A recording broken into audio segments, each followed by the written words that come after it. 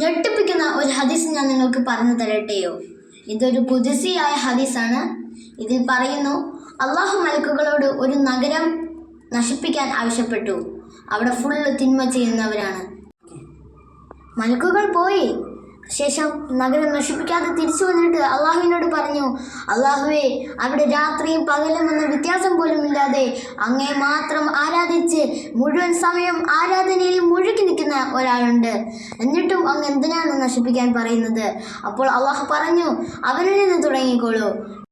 കാരണം അവൻ അവൻ്റെ ചുറ്റിലും നടക്കുന്ന തിന്മകൾ കാണുന്നുണ്ട്. അവൻ്റെ കൺമുന്നിൽ നടക്കുന്ന തിന്മകൾ അവൻ കാണുന്നുണ്ട്. എന്നിട്ടും അവൻ അതിനെതിരെ നിശബ്ദമായി. അതുകൊണ്ടാണ് അള്ളാഹു പറഞ്ഞത്, അവനാണ് മറ്റുള്ളവരെക്കാൾ വലിയ കുറ്റവാളി. തിന്മയ്ക്കെതിരെ നിശബ്ദമായാൽ അള്ളാഹു ശിക്ഷ നിങ്ങളിൽ നിന്ന് തുടങ്ങുമെന്നാണ് അള്ളാഹു ഈ ഹദീസിലൂടെ ഓർമ്മപ്പെടുത്തുന്നത്. എല്ലാവരെയും അള്ളാഹു കാക്കട്ടെ. ആമീൻ. അസ്സലാമു അലൈക്കും.